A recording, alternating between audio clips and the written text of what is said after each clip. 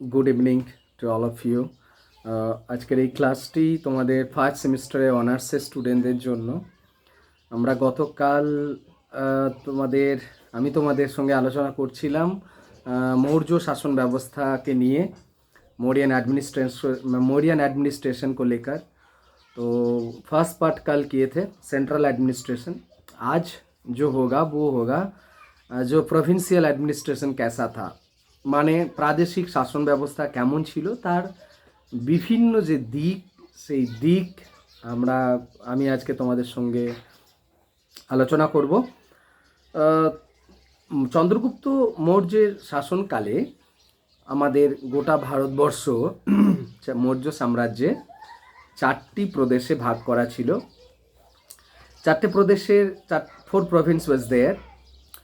তো একটা হচ্ছে যে প্রাচ্য, দ্বিতীয়টা হচ্ছে উত্তরাপথ, 3 নম্বর হচ্ছে অবন্তী, 4 নম্বর হচ্ছে দক্ষিণাপথ। যেটা পরবর্তীকালে অশোকের সময় আর একটা অ্যাড হয়েছিল, সেটা হচ্ছে কলিঙ্গ। তো আমরা চন্দ্রগুপ্ত মৌর্যের সময়কালে শাসন ব্যবস্থা উপর জোর দিচ্ছি এখন। এবং এদের 4টে যে রাজধানী ছিল, পাটলিপুত্র, তারপর হচ্ছে তক্ষশিলা, তারপরে হচ্ছে উজ্জয়িনী, তারপরে হচ্ছে সুবর্ণগিরি। এই 4টে রাজধানী ছিল 4টে প্রদেশের। এবং এবং কলিঙ্গের যে রাজধানী সেটা ছিল তোসালি। এই প্রদেশগুলোকে কি বলা হতো? দেশ। প্রদেশগুলোকে এক একটা দেশ বলা হতো। তো মৌর্য সাম্রাজ্যে বিশেষ করে ইনক্লুডিং অশোকের সময় থেকেও পাটলিপুত্র থেকে টোটাল ভারতবর্ষে তারা শাসন কার্য পরিচালনা করতেন। তোমাদের বলে রাখি যে পাটলিপুত্রটি হচ্ছে বর্তমান বিহার রাজ্যে অবস্থান করছিল সেই সময়। তো বিহার রাজ্য থেকে গোটা ভারতবর্ষে কন্ট্রোল হচ্ছিল মৌর্য প্রশাসন ব্যবস্থা। মোটামুটি প্রদেশগুলোর যে শাসন ব্যবস্থার দায়িত্ব হতো মূলত যারা যুবরাজ হতেন, जो लोग युवराज होते थे, उनको ही ये एडमिनिस्ट्रेशन का रेस्पॉन्सिबिलिटी दिया जाता था मौर्यन पीरियड में। उनका एक नाम हुआ करता था, उनका नाम था कुमार और प्रदेशपाल। অর্থাৎ তাদের এই যে যুবরাজদেরকে যে দায়িত্ব দেওয়া হতো প্রদেশের শাসন ভার পালন করার জন্য, তাদের নাম হতো কুমার অথবা প্রদেশপাল। এখন তাদের মোটামুটি দায়িত্ব ছিল কি? তাদের দায়িত্ব ছিল যারা যুবরাজ মানে রাজা যারা ছেলে হতেন, তারা ওই এলাকা শান্তি শৃঙ্খলা বজায় রাখা এবং মোটামুটিভাবে ট্যাক্স কালেক্ট করা, আর কেন্দ্র সরকারের সঙ্গে অর্থাৎ সেন্ট্রাল এবং প্রভিন্স কে সাথ जो रिश्ता ও ঠিক রাখতে থে। এই প্রদেশেও আমরা জানি, মনে রাখবে যে সেন্ট্রালের মতো প্রদেশেও একটা মন্ত্রিসভা থাকতো, যারা হেল্প করতো মানে কুমারকে তার অ্যাডমিনিস্ট্রেশন চালানোর জন্য। তো অর্থশাস্ত্রে কৌটিল্য অর্থশাস্ত্রে কিন্তু বলা আছে যে আমাদের ভারতবর্ষে সেই সময় কয়েকটা স্বাধীন গোষ্ঠী বা স্বায়ত্তশাসন ব্যবস্থার উদ্ভব কিন্তু ঘটেছিল, বিশেষ করে এই প্রভিন্সগুলোতে, বিশেষ করে আমি বলবো নগরগুলোতে, যে সমস্ত টাউনগুলোতে। তো সেখানে মূলত এই তারা মানে সেন্ট্রাল গভর্নমেন্ট হাত দিত না, তাদের অ্যাডমিনিস্ট্রেটিভ সিস্টেমেতে সেন্ট্রাল গভর্নমেন্ট কোনো হস্তক্ষেপ করতো না। কিন্তু একটা কথা মনে রাখবে যে মৌরিয়ান যে অ্যাডমিনিস্ট্রেশন ছিল তারা কিন্তু ইনডাইরেক্টলি সব কিছু কন্ট্রোল করতো। এটা আমরা শেষে যখন অশোক পড়ানো হয়ে যাবে তখন তোমাদের বলবো। मतलब इनडायरेक्टली मौर्यन एडमिनिस्ट्रेशन हर चीज़ का कंट्रोल करते थे। कैसे कैसे करते थे तो इसको बता देते हैं। যেমন ধরো অ্যাডমিনিস্ট্রেশনে, প্রভিন্সিয়াল অ্যাডমিনিস্ট্রেশনে যে সমস্ত কর্মচারীরা চাকরি পেতেন তাদের কিন্তু বংশানুক্রমিকভাবে নিয়োগ করা হতো না। অর্থাৎ वंश के अनुसार, जैसे पिता को नौकरी मिला है उसके बच्चा को नौकरी मिलेगा, उसके बच्चा को नौकरी मिलेगा, ऐसा मौर्यन एडमिनिस्ट्रेशन में नहीं था। মানে একদমই ছিল না বংশানুক্রমিকভাবে চাকরি। 2, প্রদেশের কর্মচারীদের যাতে দুর্নীতি পরায়ণ না হয়ে যায় তার জন্য কী করতো মৌর্যান অ্যাডমিনিস্ট্রেশন, মানে মৌর্য প্রশাসন কী করতো বলতো, মাঝে মাঝে ট্রান্সফার করাতো, বদলি করাতো। দেখবে এখনকার দিনে পুলিশের চাকরি বা আইএএস, আইপিএস, ডাব্লিউবিসিএস তাদের ট্রান্সফার করায় যাতে করে এটা দুর্নীতি পরায়ণ না হয়ে যায়। তো সেই জন্য মৌর্য প্রশাসন ব্যবস্থা কিন্তু এই ব্যাপারটা ছিল, যেটা একদম সম্পূর্ণরূপে মানে সেই যুগেতে এটা একটা ভীষণ খুবই ইন্টারেস্টিং ব্যাপার। এছাড়া রাজধানী পাটলিপুত্র থেকে প্রদেশগুলোতে নিয়মিতভাবে ইনস্ট্রাকশন পাঠানো হতো তাদের পরিচালনার জন্য কেমন করে করতে হবে। এছাড়া আমাদের ধরো সেন্ট্রাল প্রদেশগুলো থেকে সেন্ট্রাল গভর্নমেন্টের বিভিন্ন ধরনের স্পাই সিস্টেম ছিল, যারা খবরাখবর নিয়ে আসতো पाटलिपुत्र थे। मतलब स्पाई सिस्टम्स भी वहाँ पर था। और सबसे बड़ी बात, महामात्र करके एक कर्मचारी का नियुक्ति हुआ था, वो ये अर्थशास्त्र में भी है, सेकंड पीरियड में भी इनका ज़्यादा इम्पोर्टेंस बढ़ गया था, तो इसके बारे में भी पता चलता था। मतलब नज़रदारी रखते थे, মানে নজরদারি ছিল প্রশাসন, প্রাদেশিক প্রশাসনগুলোর ওপরে। এবার দেখি গ্রামীণ ব্যবস্থাটা কেমন ছিল। মনে রাখবে আমি কালকে তোমাদের বলছিলাম যে মৌর্য প্রশাসনের সর্বশেষ যে ইউনিট সেটার নাম হচ্ছে গ্রাম, এবং গ্রাম প্রশাসনের দায়িত্বে যিনি থাকতেন তার নাম হতো গ্রামিক বা গ্রাম ভোজক। গ্রামিক বা গ্রাম ভোজক, সম্ভবত তিনি একটা অবৈতনিক কর্মচারী ছিলেন এবং গ্রামবাসীদের দ্বারা সিলেক্ট হতেন এই পোস্টটার জন্য। এর কাজ ছিল গ্রামবাসীদের সঙ্গে একটা সম্পর্ক স্থাপন করে শাসন কার্য পরিচালনা করা।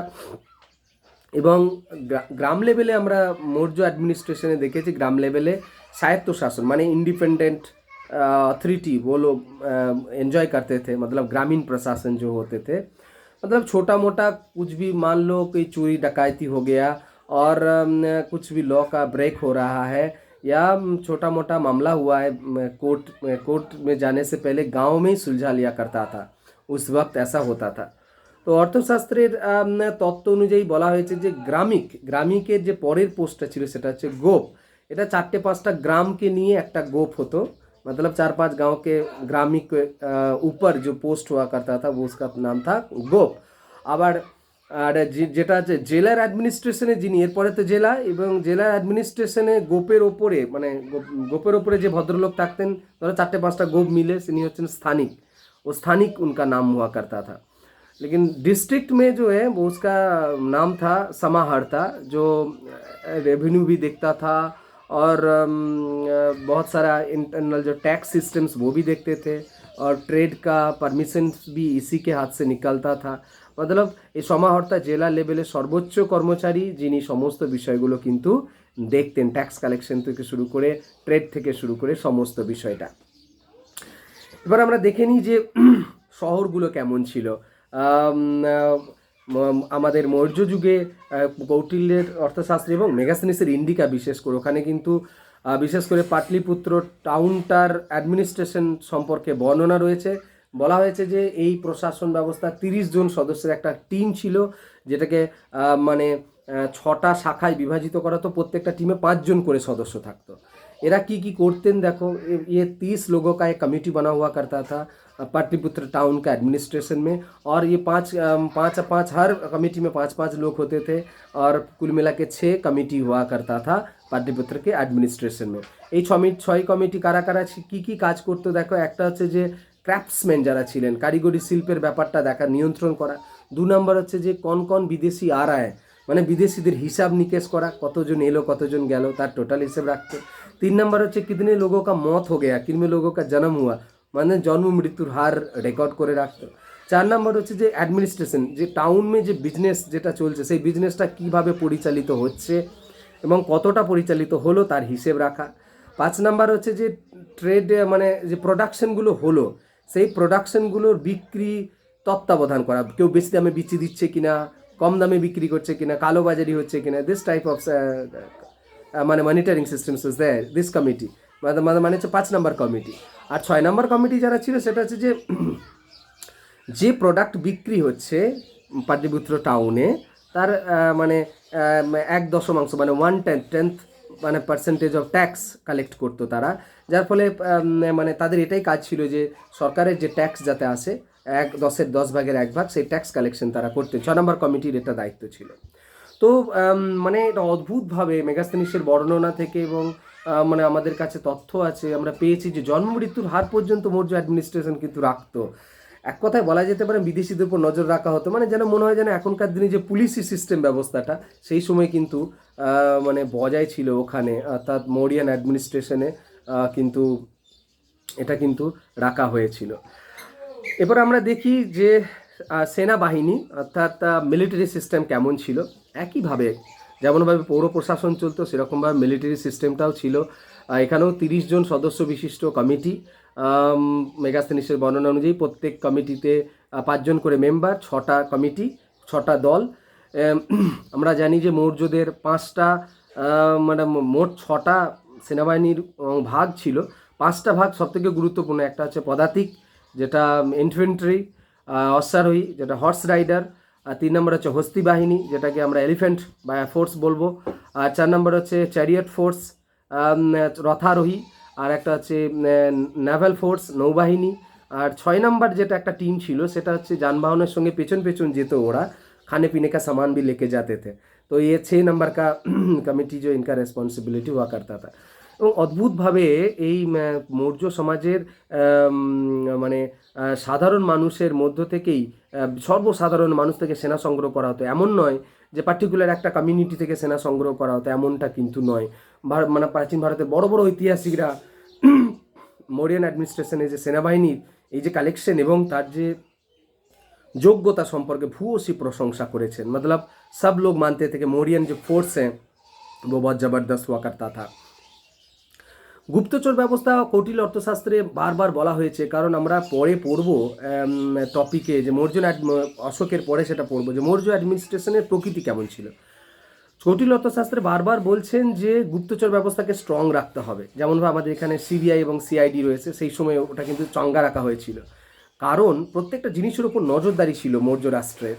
তো সেই ব্যাপারটা রক্ষা করার জন্য এটা কিন্তু অর্থশাস্ত্রে বারবার বলা হয়েছে যে গুপ্তচরকে স্ট্রং রাখো, কারণ গুপ্তচর ব্যবস্থা যদি স্ট্রং থাকে তাহলে প্রশাসন খুব ভালোভাবে চলবে, সবাই ভয় পাবে।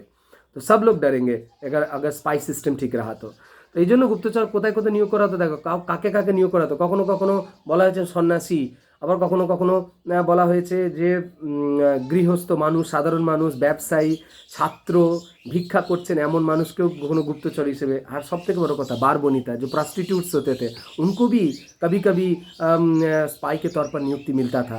मतलब हर जगह से मौर्यन एडमिनिस्ट्रेशन जो खबर लेना चाह रहे थे, सबके ऊपर नज़रदारी रखना चाह रहे थे, इसलिए स्पाई सिस्टम्स बहुत ही स्ट्रॉन्ग था मौर्यन एडमिनिस्ट्रेशन में। বিচার ব্যবস্থা যদি দেখি যে আমাদের বিচার ব্যবস্থা দুটো কোর্টের কথা বলা হয়েছে কৌটিল্য অর্থশাস্ত্রে। মৌর্য আমলে আমরা জানি যে রাজাই ছিলেন বিচারের সব থেকে বড় হেড, এবং মৌর্য বিচার ব্যবস্থা যে দুটো কথা বলা হচ্ছে, একটা হচ্ছে যে গ্রামের দিকে গ্রামিক আর নগরের দিকে নগর ব্যবহারিক, এই दो लोग तो विचार को संभालते थे। गांव में ग्रामिक और नगर में नगर ব্যবহারিক। আর দুই ধরনের কোর্টের কথা মৌর্য অ্যাডমিনিস্ট্রেশনে আমরা জানতে পাচ্ছি, একটা হচ্ছে ধর্মস্থীয় আর একটা হচ্ছে কন্টক শোধন। ধর্মস্থীয়টা হচ্ছে কি কোর্ট, সেখানে দেওয়ানি টাকা পয়সা সংক্রান্ত বিচার ব্যবস্থা ওখানে চলতো। আর কন্টক শোধন কী রকম বলতো, যেখানে চোর ডাকাত পুলিশ এসব বিষয় নিয়ে যেটা হতো সেটা হচ্ছে फौजदारी বিষয়ক আদালত। तो 2 तरह की कोर्ट हुआ करते थे, धर्मस्थी एंड कंटक सदन। फर्स्ट जो पैसे को लेकर होता था मतलब दीवानी अदालत, और दूसरा जो है वो फोर्स को लेकर मतलब चोरी डकैत खून इस तरीके का विचार जो होता था इस कोर्ट में होता था। लेकिन अल्टीमेटली जो सिद्धांत लिया जाता था वो राजा लेते थे, ये तुम लोगों को याद रखना है। শাস্তি কিন্তু মৌর্য যুগে ভীষণ ভয়ঙ্কর ছিল। যদি কেউ কোনো অপরাধ করতো তাদের বলা হচ্ছে কঠিন জরিমানা দেওয়া হতো, কখনো কখনো মৃত্যুদণ্ড, কখনো কখনো কারাবাস, কখনো কখনো অঙ্গচ্ছেদ, হাত পা কেটে নেওয়া হতো, এমন ব্যাপারও বলা হয়েছে। আর শুলে চড়ানোর কথাও বলা হয়েছে, মতলব কঠিন শাস্তি হওয়া করতে थे।